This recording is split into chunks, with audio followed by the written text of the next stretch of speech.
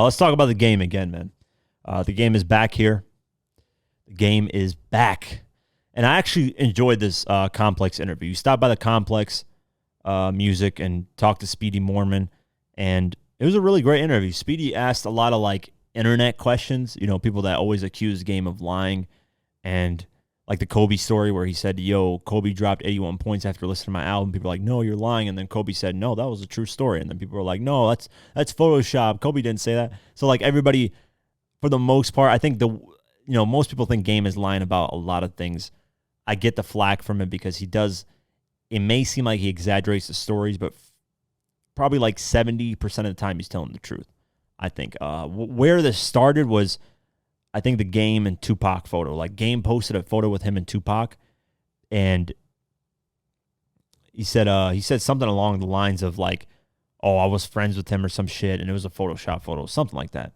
Let me see. Let me see what he posted in the caption. I remember him posting the photo.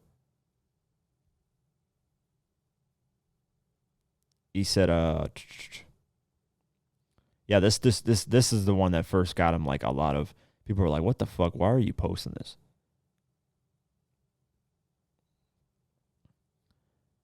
I'm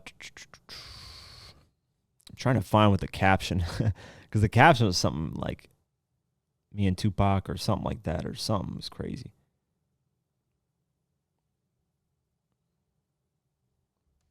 Yeah, he said, RIP to one of the realest guys to ever do it. Ain't no me without you in the game. The effect you had on the world will forever be appreciated. Your music, your words, your love, your encouragement, your existence in a world full of misguided youth will never be forgotten. I am a better person, poet, friend, and father because of your lessons learned through your music. Your mind was one of pure genius.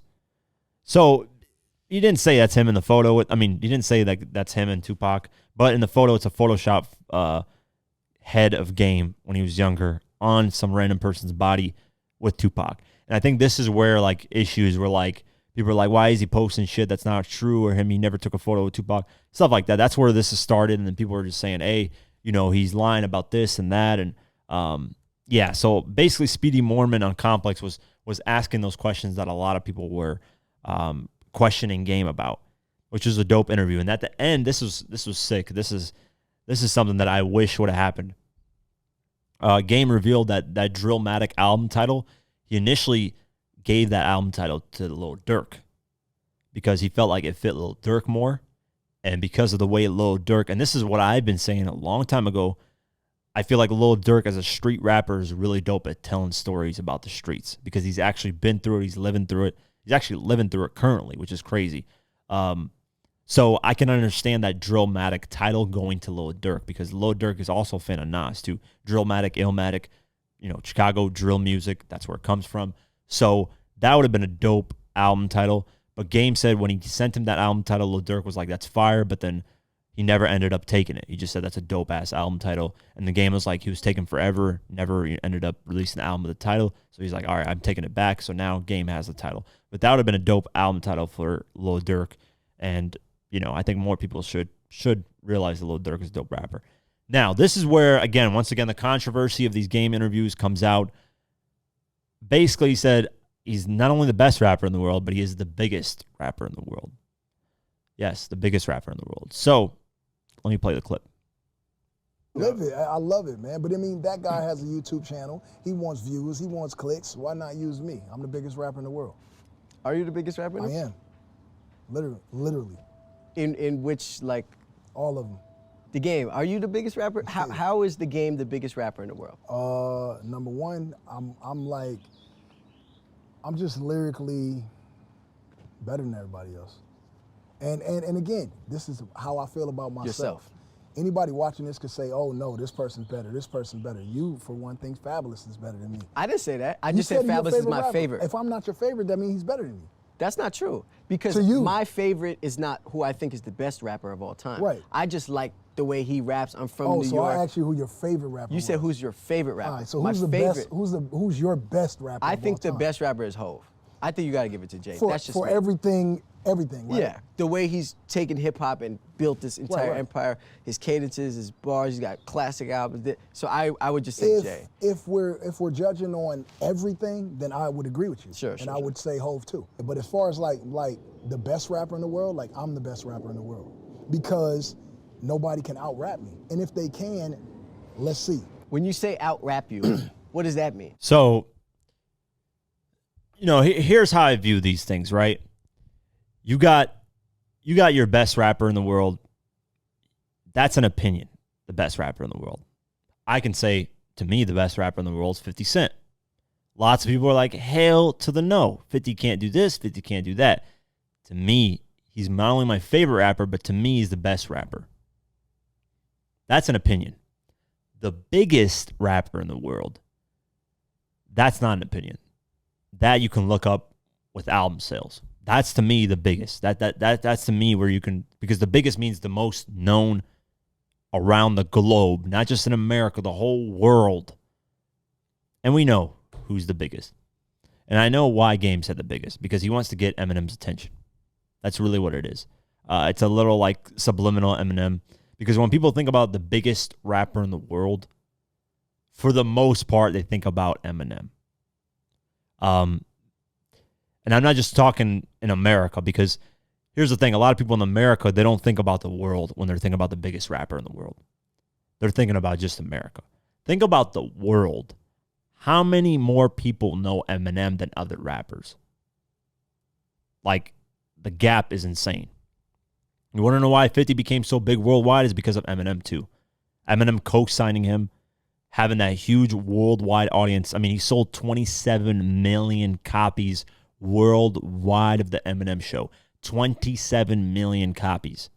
That's like 99% of rappers' careers. He did in one album. And that's what we tend to forget about biggest rapper in the world. When we say world, a lot of Americans think just America. We're talking about the globe here. If you've never traveled outside of America and listened to music and listened to what those people know about hip hop, then you can't speak on it.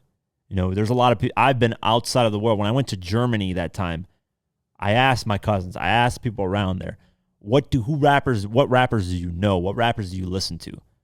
What comes out of their mouth most of the time? Eminem, 50 Cent. You got a couple here and there. You got, when I mentioned Jay-Z at the time, this is 2015. When I mentioned Jay-Z at the time, one of my cousins was like, oh, that's the guy, he said, Empire State of Mind. That's the only record, the New York record. That's all he knew about Jay-Z. And he knew that he was Beyonce's husband. That's it. Those are the only two things. So with Speedy Mormon mentioning Jay-Z as the biggest in the world, I think he mentioned Jay-Z as the best rapper in the world. That's also an opinion, like I said.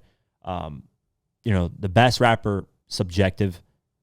You might think this rapper is better than this rapper, and that's fine. Everybody has their own opinions.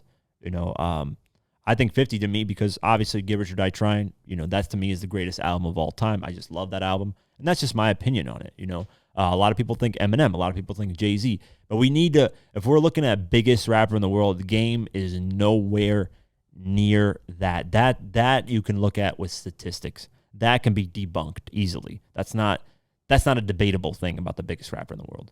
That's not debatable. You can just look at album sales. That determines who's the biggest. That's period. There's no if, ands, or buts or any way around that. As far as the best, that's opinion. When I consider the best rapper in the world, I don't really consider album sales as like a debate for the best rapper in the world. I consider just albums overall, projects of albums, consistency, lyrics, delivery, energy, momentum. What do you have surrounding you at that moment? That's why I always say, one of my things that I always point to is that T.I. had the best 3-album run ever, because if you look at those years, he was going through so much shit. He had King, the album King in 2006, T.I. versus T.I.P. in 2007, Paper Trail in 2008. 2006, King drops. He has the movie ATL comes out. What you know about that? Huge, #1 record, boom, big. Before 2007, after the King album comes out, his best friend gets killed in a vehicle that he was in that got shot up insane amount of times. He has to deal with that grievance of losing his best friend while being paranoid about getting shot at. So then he buys all these guns. BET Awards, he goes to perform, Police catch him before he gets to perform. He already dropped T.I. versus T.I.P. at the time, but dropped that album, or he dropped the first single, and then he was about to drop the album. Has to face all these legal issues. Drops T.I. versus T.I.P. Crazy successful album, even more successful than the previous one. Mind you, he's doing this back to back to back. 2006, 2007, 2008. There was not a year that was skipped. That's what I mean. It's consistency, greatness, all that stuff that all plays a role. And then you got Paper Trail, which obviously did what it did. It skyrocketed him, and he became one of the biggest rappers at the time. So there's a lot of factors about who's the best rapper, but that's, like I said, it's opinion.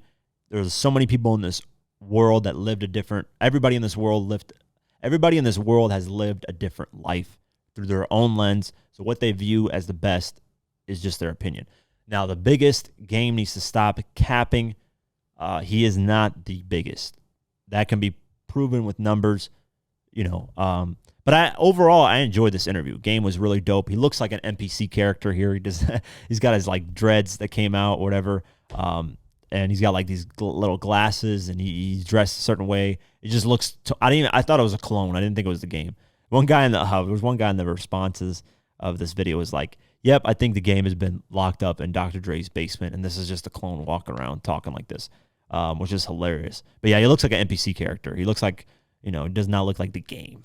So shout out to the Game, man. Great interview. I enjoyed it. I think it's one of the Game's best interviews that he's come out with. But I'm excited for the album regardless. I'm going to listen to it, give him a chance. He even says that in the interviews, like, don't listen to these interviews. He's like, if you don't like what I say in these interviews, take all that bullshit aside. Just listen to the album and see. So I'm going to do that, obviously. And obviously, if it's one of the best albums, if it ends up becoming one of the best albums that gets released this year, much props to Game, man. There's nothing to say about that.